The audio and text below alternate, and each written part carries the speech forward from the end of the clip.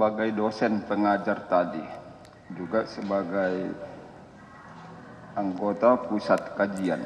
Anda menyaksikan Breaking News Metro TV, pemirsa. Sidang lanjutan kasus narkoba yang melibatkan Irjen Teddy Minahasa kembali digelar di Pengadilan Negeri Jakarta Barat hari ini. Pihak kuasa hukum terdakwa Teddy Minahasa hari ini menghadirkan saksi, yaitu ahli dari psikolog forensik Reza Indragiri. Ada sejumlah hal yang akan digali dari saksi ahli ini, terutama terkait dengan keutuhan percakapan dalam pesan singkat yang dihadirkan di persidangan.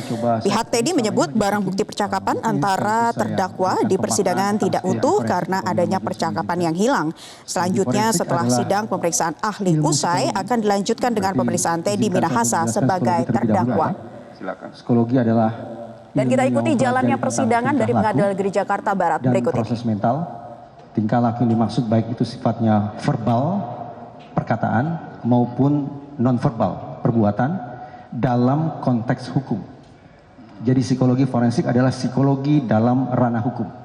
Bagaimana kemudian psikologi berkontribusi memberikan perspektif tentang dimensi psikologi manusia bagi otoritas penegakan hukum, bagi proses penegakan hukum, baik itu pidana maupun perdata. Siapa yang diteliti atau dikaji atau menjadi subjek bahasan psikologi forensik adalah manusia, yaitu kalau dalam ranah pidana majelis berarti berbicara tentang pelaku, korban, saksi, dan personil penegakan hukum itu sendiri. Baik, artinya keadaan kondisi terdakwa juga adalah bagian fisiologi forensik, seperti itu? Betul majelis. Betul, apa yang majelis sebut itu diistilahkan sebagai state of mind, kondisi berpikir, state of mind. Kondisi beliau ya. Baik. Apakah ahli tadi pernah menyatakan bertemu, bahkan berkomunikasi 2 kali via WhatsApp dengan terdakwa, seperti itu tadi ya? Menyangkut apa kira-kira? Apakah itu bagian dari asesmen atau observasi atau yang lainnya? Silakan. Koreksi sedikit majelis, saya belum pernah bertemu tatap muka seperti ini sama sekali. Baru kali ini. Baru kali ini kalau bertemu. Ya, namun silakan. Namun berkomunikasi melalui aplikasi WhatsApp sudah saya lakukan 2 kali. Baik. Pertama kali yaitu ketika seingat saya beliau baru menjabat sebagai Karo Paminal, Divisi Propam Mabes Polri, berarti sekian tahun silam, dan saya sudah lupa itu tahun berapa. Sementara komunikasi kedua adalah sesaat setelah saya membaca di pemberitaan di media massa bahwa beliau ditunjuk sebagai Kapolda Jawa Timur. Isi komunikasi WhatsApp saya kepada saudara terdakwa pada 2 kesempatan itu adalah komunikasi ketimuran majelis. Saya mengucapkan selamat. Saya selalu menggunakan kata insya Allah berjaya dan bermanfaat. Itu yang selalu saya utarakan. Baik. Ada komunikasi dengan terdakwa sebelumnya. Kalau kenalnya dengan beliau semenjak kapan? Izin majelis agar tidak mengundang mufti tafsir. Kata kenal ini kalau diperkenankan hanya ingin saya berikan tanggapan dengan itu tadi. Saya berkomunikasi 2 kali via WhatsApp majelis. Iya betul, kami paham. Dengan adanya komunikasi WhatsApp ini kan langkahnya kita langsung komunikasi WhatsApp kalau kita nggak kenal. Kan begitu kan. Kalaupun ucapan selamat itu kemungkinannya tipis. Ini sampai 2 kali. Jadi, semenjak kapan kira-kira ada komunikasi itu? Menunjukkan ini kan menunjukkan adanya persahabatan atau perkawanannya ini kan. Nah, ini semenjak kapan itu ada perkawanan itu? Izin majelis, saya pikir tidak dengan segala hormat tidak begitu tepat juga kalau disebut pertemanan. Karena begini majelis, sepulang saya dari sekolah di Australia dulu, saya bekerja di perguruan tinggi ilmu kepolisian. Di samping itu pada sejumlah kegiatan bahkan sampai bulan Februari lalu saya juga masih acap kali diminta untuk membantu Mabes Polri maupun sejumlah satuan wilayah Polri. Seluruhnya saya pastikan adalah dalam konteks kerja majelis. Jadi yang izin majelis sebut sebagai kenal itu menurut saya adalah sebatas saya mengenal beliau sebagai anggota Polri, sebagaimana saya juga mengenal sekian banyak anggota Polri lainnya. Baik ya, Bapak independen masih. Sepengetahuan ahli, terdakwa ini bekerja di mana? Sepengetahuan saya, saudara terdakwa bekerja di Polri, Majelis. Sebagai Polri. Jabatan terakhir yang saudara tahu sebagai apa dia? Berdasarkan pemberitaan di media massa yang saya simak, beliau terakhir menjabat sebagai Kapolda Sumatera Barat. Kapolda. Walaupun kemudian di pemberitaan juga saya ikuti beliau ditunjuk untuk menjadi Kapolda Jawa Timur. Tapi sepertinya belum dilantik untuk itu. Baik. Belum dilantik sebagai Kapolda, tapi sebelumnya dia Kapolda Sumatera Barat. Kan begitu ya. Baik. Saudara dihadirkan sebagai fisiologi forensik, sebagai ahli di persidangan ini. Sudah melihat kondisinya seperti itu. Anggota polisi, demikian juga mantan Kapolda, bahkan dalam catatan ini ada 3 kali beliau sebagai Kapolda. Apa pendapat ahli kalau ditinjau dari sudut pengetahuan fisiologi forensiknya? Silakan. Tentu banyak perspektif yang bisa diulas terkait itu majelis. Namun salah satunya adalah karena beliau menduduki jabatan yang dari waktu ke waktu terus tinggi, terus strategis, maka pantas bagi kita berasumsi bahwa beliau adalah salah satu sumber daya manusia terbaik yang dimiliki oleh institusi Polri. Paling tidak itu. Itu intinya. Salah seorang sumber daya manusia yang sebenarnya dimiliki Polri. Seperti itu ya. Sumber daya manusia terbaik yang dimiliki oleh Polri, salah satunya. Terus ditinjau dari fisiologi forensiknya, beliau diduga ketika menjadi Kapolda Sumatera Barat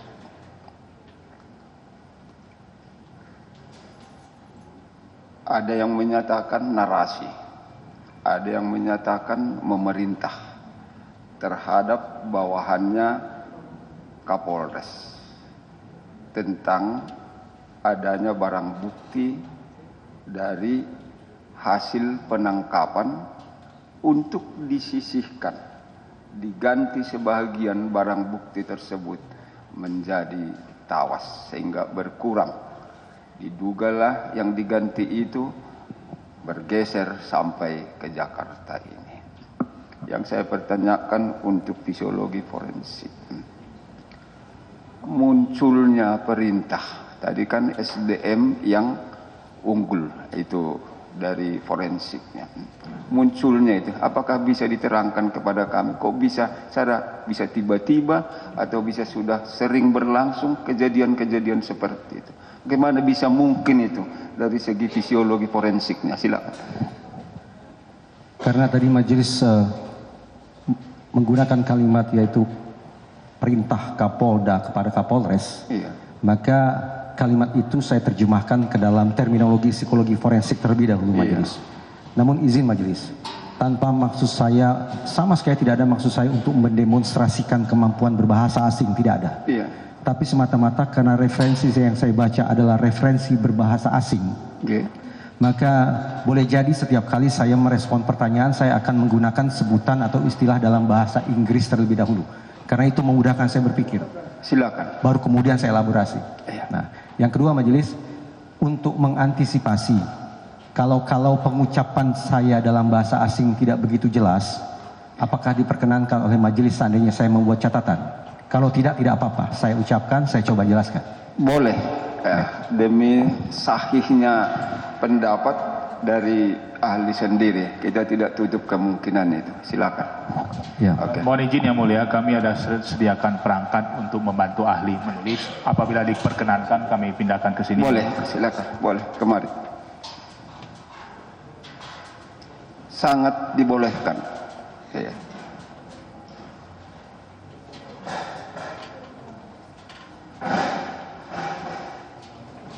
Tertutup penasihat hukum. Kalau di sebelah sini, di sini, di bawah layar ini.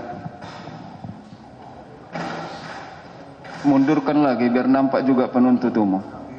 Agak miring.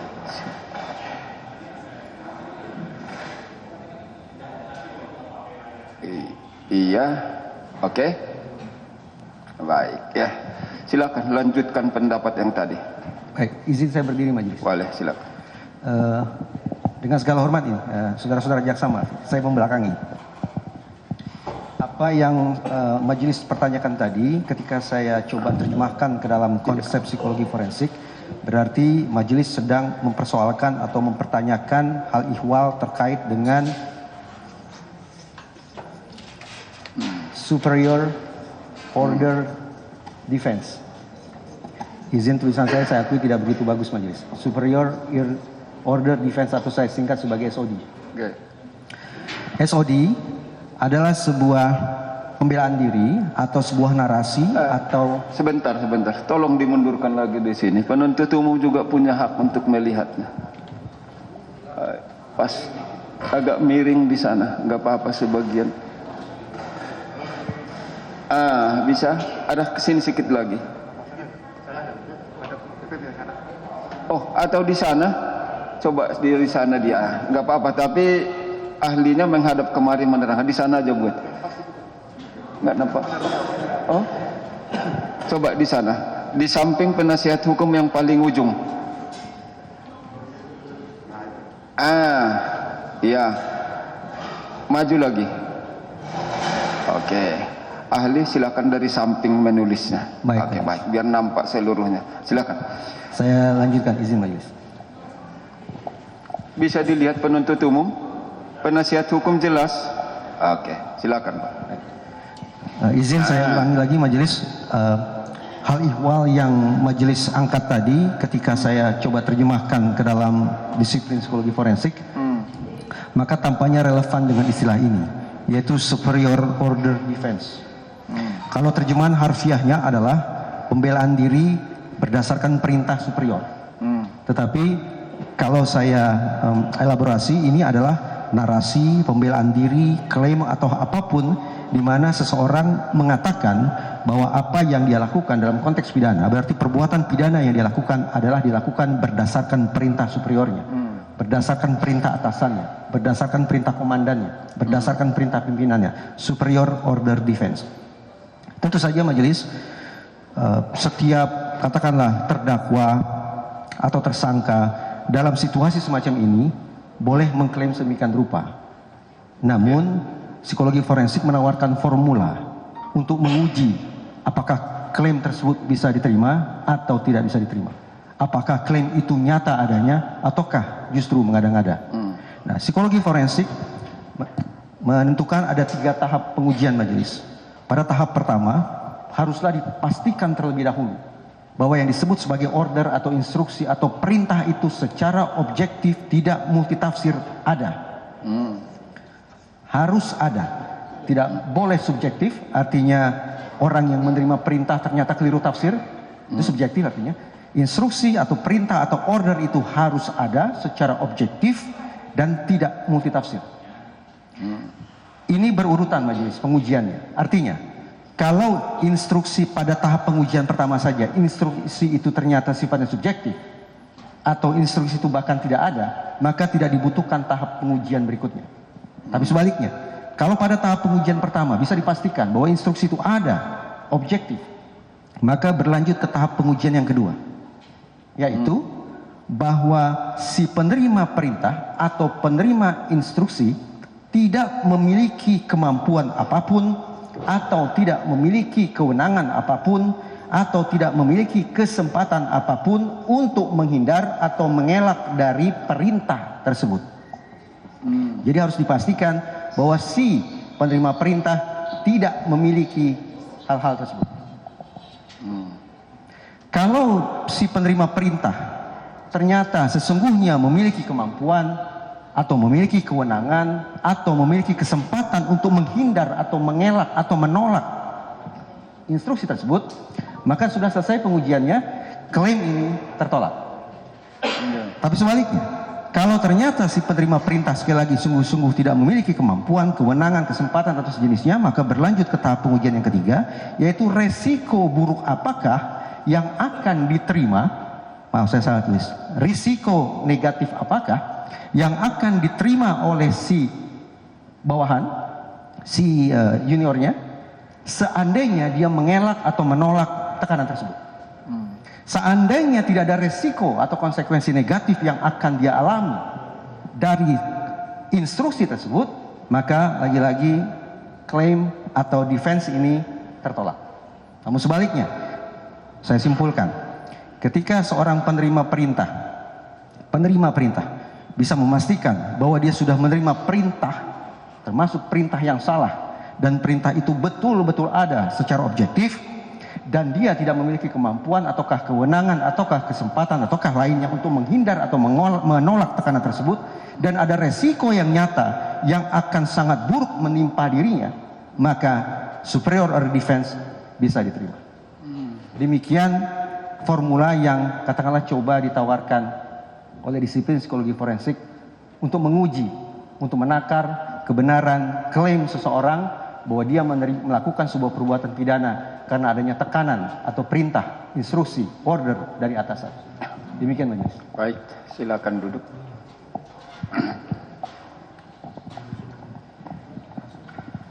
Satu lagi dari saya yang berkaitan dengan superior order defense atau SOD itu tadi. Baik. Bisakah ahli memberi pendapat di persidangan ini? Seorang Kapolda yang secara berjenjang otomatis adalah atasan langsung dari seorang Kapolres, kan begitu, atasan langsung. Apakah seluruh perintah yang disampaikan oleh seorang Kapolda dengan mengamati yang 3 syarat tadi, ini dalam institusi kepolisian, harus dipatuhi atau dilaksanakan oleh bawahan, kita sebut di sini sebagai Kapolda? Silakan. Secara normatif, sepengetahuan saya Majelis, di institusi Polri ada larangan bagi seorang bawahan, bagi seorang junior untuk melaksanakan perintah yang salah dari atasannya. Itu secara normatif. Namun Majelis, psikologi forensik justru hadir dengan mencoba memberikan kontribusi berupa perspektif kemanusiaan yang tidak tertutup kemungkinan acap kali tertutup oleh aturan-aturan yang sifatnya normatif itu. Dengan kata lain, kemungkinan terjadinya perilaku yang menyimpang, yang berbeda dengan ketentuan normatif, itu ada. Kemungkinan itu ada. Nah, psikologi forensik mencoba untuk menyodorkan perspektif kemanusiaan tentang kenapa kemudian terjadi penyimpangan itu. Oke. Satu lagi dengan keterangan itu tadi. Sejauh mana SOD yang saudara sebutkan tadi dapat menimbulkan rasa takut bagi yang diperintah dalam institusi kepolisian tadi? Silakan. Sepemahaman saya Majelis, bahwa organisasi kepolisian adalah organisasi yang secara makro memang sangat mengedepankan adanya kekompakan, mengedepankan jiwa korsa, seia sekata, senasib semenanggungan, kepatuhan, jiwa korsa atau spirit of the corps atau lebri the corps. Namun sekali lagi Majelis, psikologi forensik justru lewat sekian banyak penelitiannya mencoba untuk menunjukkan bahwa ternyata jiwa korsa, proses membentuk atau membangun bahkan merealisasikan jiwa korsa tidaklah semudah yang dibayangkan. Tidak tertutup kemungkinan di kalangan personil kepolisian akan terjadi penyimpangan-penyimpangan, tindak tanduk yang keluar dari jiwa korsanya. Baik, makasih, cukup dari saya. Silakan. Silakan. Jadi ahli ya masih mengenai perintah ini ya dalam korsa kepolisian tadi, Kapolda kepada Kapolres, Kapolres kepada Kapolsek dan seterusnya, yang mana perintah ini terhadap sesuatu kewenangan tugasnya, itu terhadap barang bukti lah misalnya. Nah, itu apakah bisa begitu perintah itu dikeluarkan ya, si pemberi perintah mengelak, itu cuma candaan kok.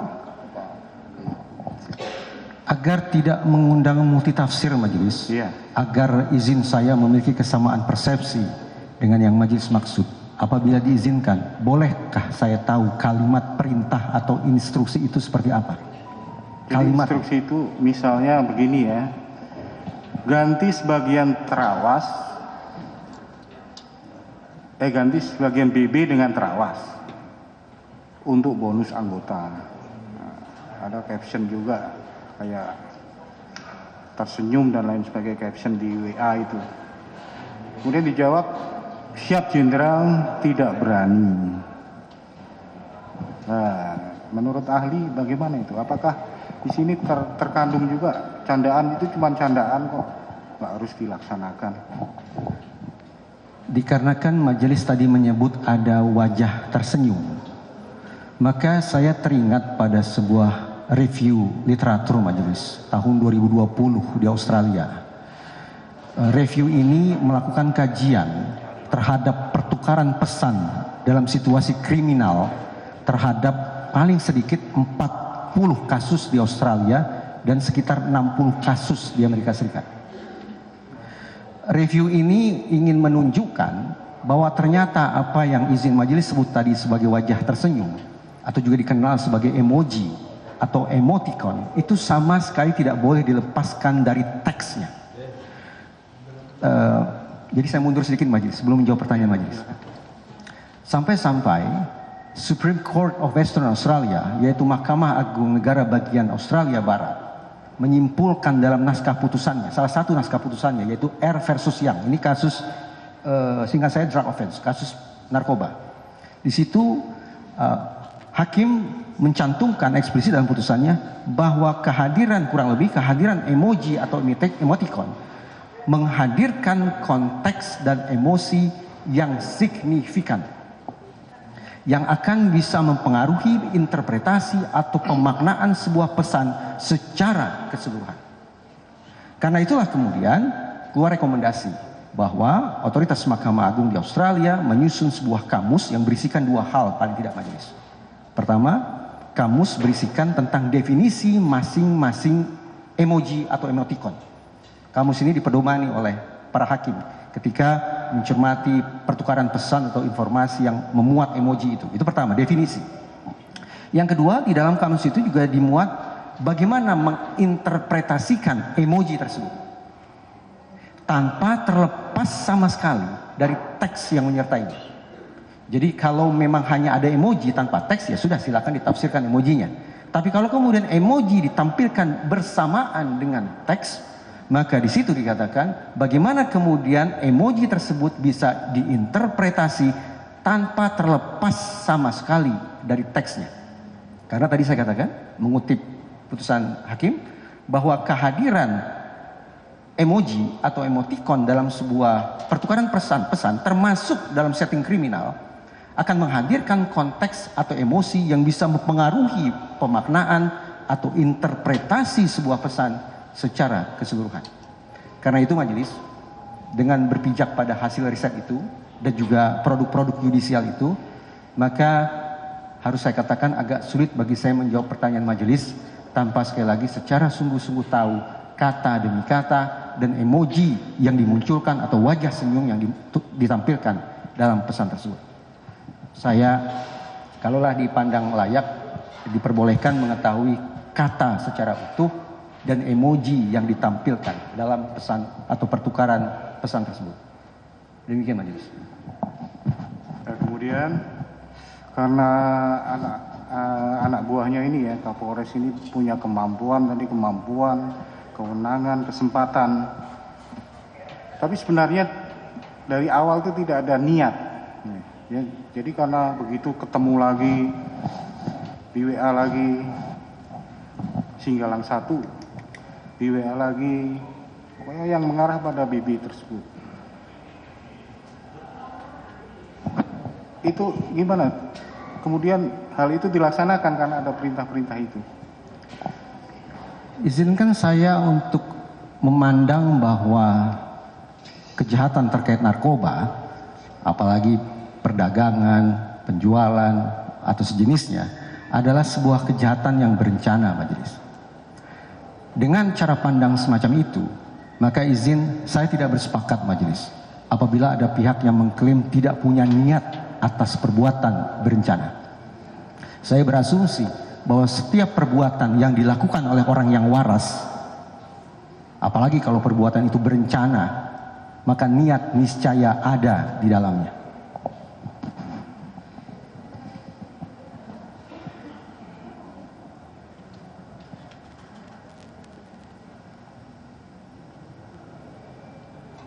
Terus kemudian dengan berjalannya waktu karena ada perintah-perintah tadi dilaksanakanlah ya. Di tengah jalan juga ada perintah lagi, musnahkan saja, kalau tarik kembali musnahkan dan lain sebagainya. Tapi tetap aja berjalan ini. Cara peran serta atau turut sertanya dari masing-masing pihak itu, baik yang memberi perintah maupun yang diperintah, menurut psikologi forensik bagaimana? Saya coba respon, majelis. Yeah. Izin boleh saya kembali ke papan tulis, majelis.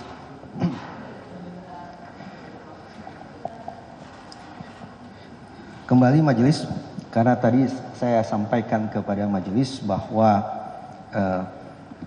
kejahatan terkait dengan narkoba adalah kejahatan yang berencana sepanjang dilakukan oleh orang yang waras. Maka penting bagi kita untuk mencoba menakar berencana itu seperti apa. Perencanaan itu adanya di dalam kepala para pelaku, di dalam kepala manusianya. Nah, psikologi forensik mendedah perencanaan atau perilaku berencana dengan 4 unsur, majelis. Nanti akan saya elaborasi. TIRR. TIRR ini kepanjangannya adalah Target Incentive Risk Resources. Nanti saya terjemahkan, saya elaborasi.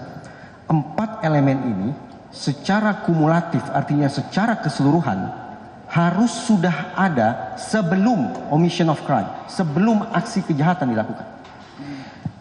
Berencana atau ya perilaku berencana atau perencanaan itu berangkat dari asumsi bahwa pihak-pihak yang terlibat memiliki rasionalitas penuh. Rasionalitas penuh. Karena rasionalitas penuh, maka kembali lagi 4 unsur ini harus sudah, saya tandaskan, harus sudah ada sebelum aksi dilakukan. T, target. Berarti pihak-pihak yang ada dalam situasi tersebut, karena tadi majelis menyebut ada beberapa orang, pihak-pihak tersebut harus tahu persis siapa target, siapa sasaran. Yang kedua adalah I, insentif. Manfaat apa yang akan diperoleh dari perbuatan pidana tersebut. Saya bayangkan karena narkoba berarti insentifnya sifatnya instrumental. Instrumental berarti tidak bersangkut paut dengan hati, tapi sesuatu yang bisa ditakar. Apa itu? Saya bayangkan narkoba berarti insentifnya berupa keuntungan finansial, uang. Tapi tidak cukup jawabannya hanya uang.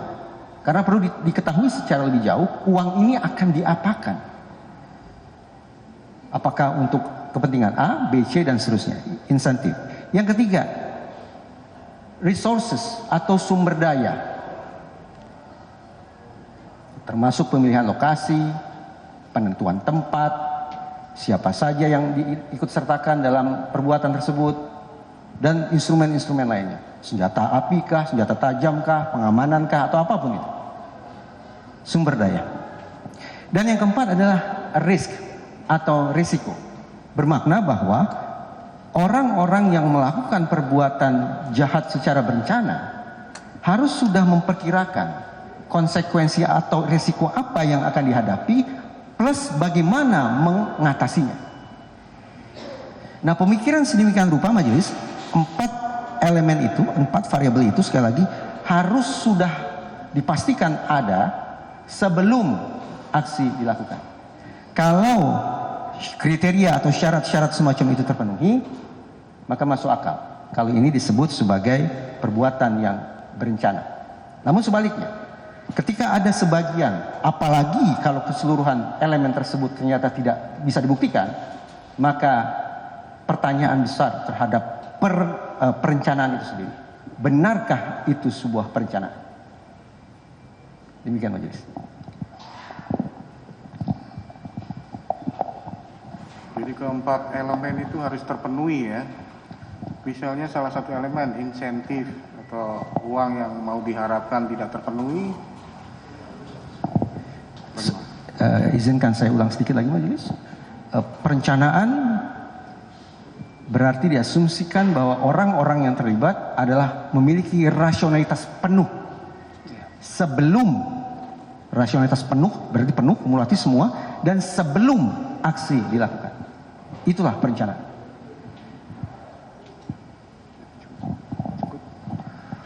Baik, dari majelis cukup. Selanjutnya kesempatan kepada penasehat hukum untuk mengajukan pertanyaan. Saya minta to the point, pokok-pokoknya, jangan muter-muter, arahkan pertanyaan ke hal-hal yang pokok. Silakan. Baik, terima kasih Yang Mulia.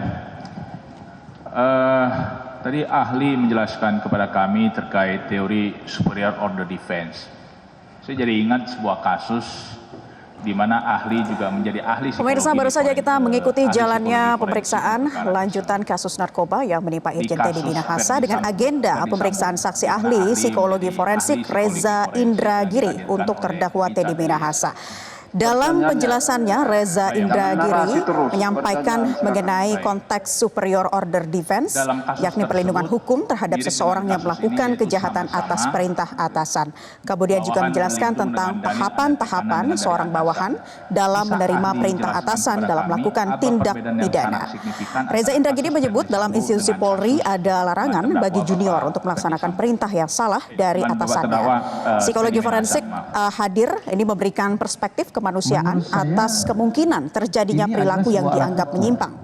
Ada juga mengenai konteks jiwa korsa yang dijelaskan tadi, yakni mengenai hal-hal yang dianut kepolisian yang mengedepankan daya juang untuk berada dalam satu kesatuan. Dan tadi pihak majelis hakim sempat menanyakan mengenai emoji atau emoticon dalam percakapan teks. Namun dalam hal ini ahli tidak ingin menjelaskan lebih jauh mengenai pesan teks yang ditanyakan majelis hakim karena mengatakan harus melihat konteksnya terlebih dahulu.